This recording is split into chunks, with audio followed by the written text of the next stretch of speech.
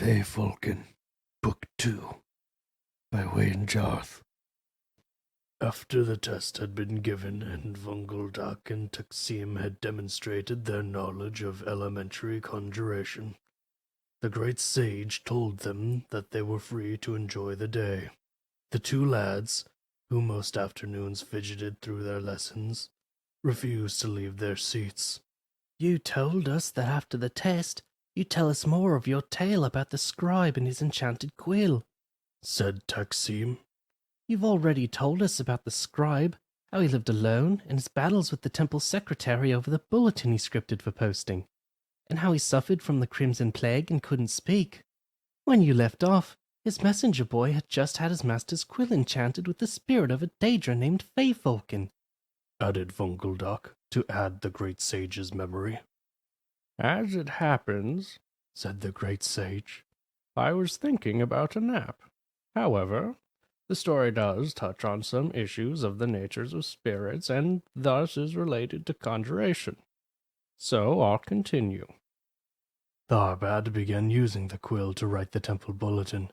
There was something about the slightly lopsided, almost three-dimensional quality of the letters that Tharbad liked a lot. Into the night, Tharbad put together the Temple of Ariel's bulletin. For the moment he washed over the page with the Feyfolken quill, it became a work of art, an illuminated manuscript crafted of gold, but with good, simple and strong vernacular.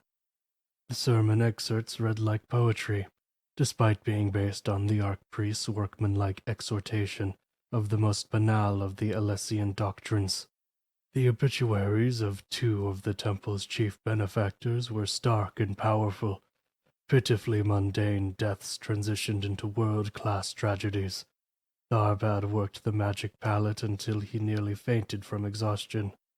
At 6 o'clock in the morning, a day before deadline, he handed the bulletin to Gorgos for him to carry to Alpheus, the temple secretary. As expected, Alpheus never wrote back to compliment him, or even comment on how early he had sent the bulletin. It didn't matter.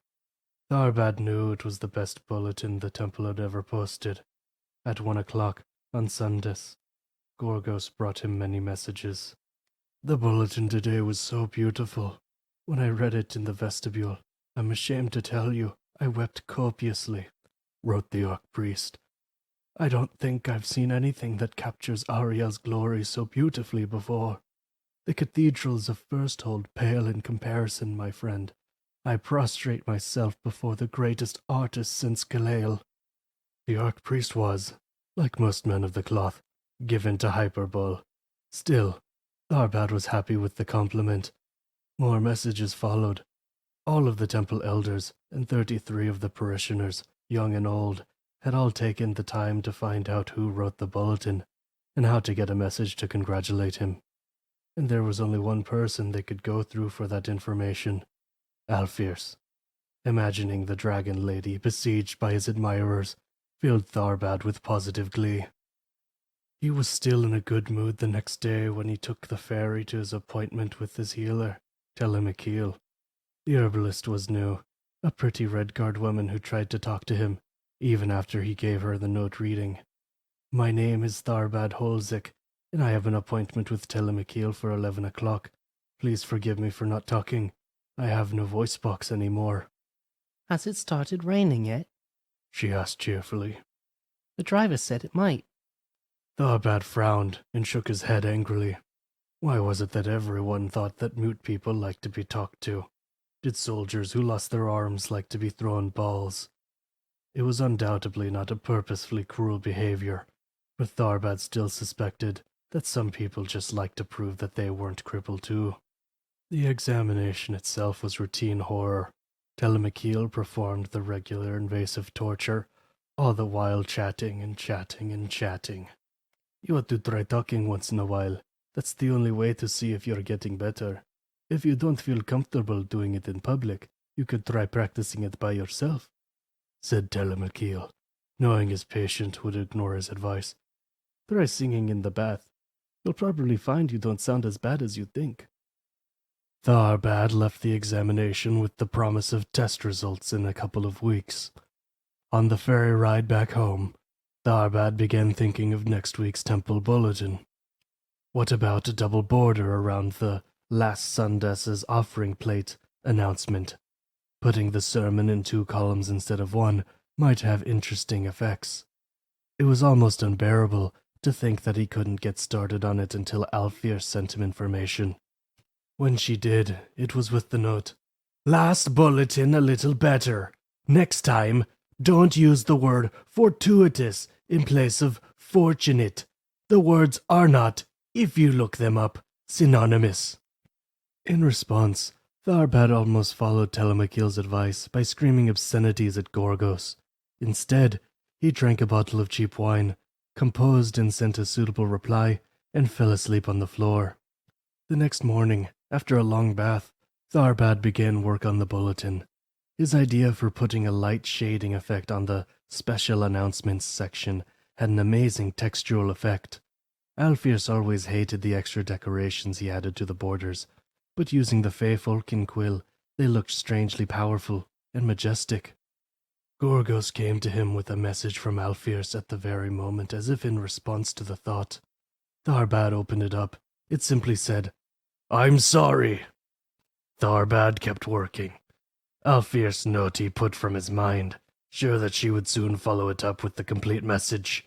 "I'm sorry that no one ever taught you to keep right-hand and left-hand margins the same length." Or, "I'm sorry we can't get someone other than a weird, old man as scribe for our bulletin." It didn't matter what she was sorry about. The columns from the sermon notes rose like massive pillars of roses, crowned with unashamedly ornate letters. The obituaries and birth announcements were framed together with a spherical border, as a heartbreaking declaration of the circle of life. The bulletin was simultaneously both warm and avant-garde. It was a masterpiece. When he sent it off to Alfeus late the afternoon, he knew she'd hate it, and was glad. Tharbad was surprised to get a message from the temple on Lordas. Before he read the content, he could tell from the style that it wasn't from Alfeus. The handwriting wasn't Alfeus' usual belligerent slashing style, and it wasn't all in Alfeus' usual capital letters, which read like a scream from oblivion. Tharbad, I thought you should know Alpheus isn't at the temple anymore. She quit her position yesterday very suddenly. My name is Vanderthil, and I was lucky enough, let me admit it now, I begged pitifully, to be your new temple contact. I'm overwhelmed by your genius, and I was having a crisis of faith until I read last week's bulletin. This week's bulletin is a miracle. Enough. I just wanted to say I'm honored to be working with you. Vanderhill. The response on Sundus after the service even astonished Tharbad. The Archpriest attributed the massive increase in attendance and collection plate offerings entirely to the bulletin. Tharbad's salary was quadrupled. Gorgos brought over 120 messages from his adoring public.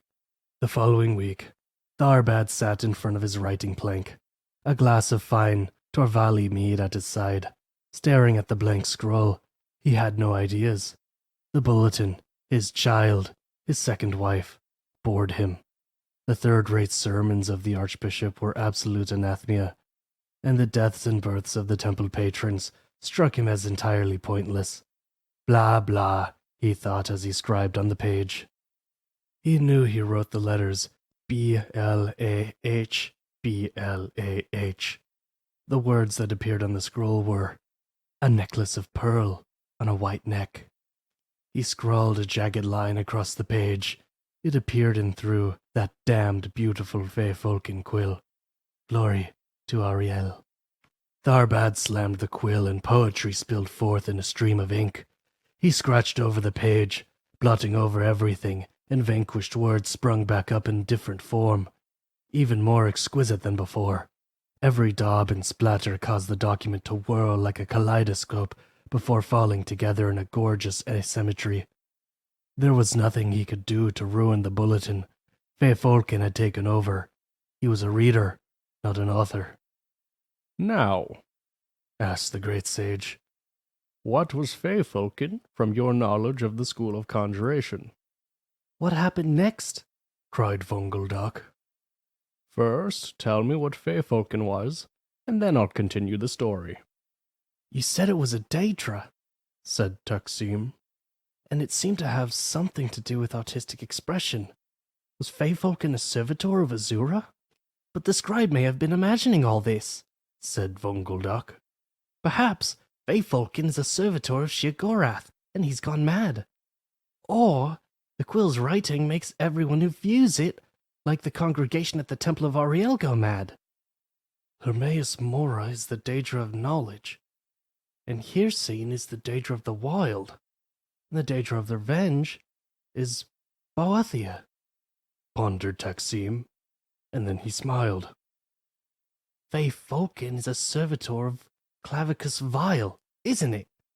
Very good, said the great sage. How did you know? It's his style, said Taksim. Assuming that he doesn't want the power of the quill now that he has it, what happens next? I'll tell you, said the great sage, and continued the tale. End of Book 2.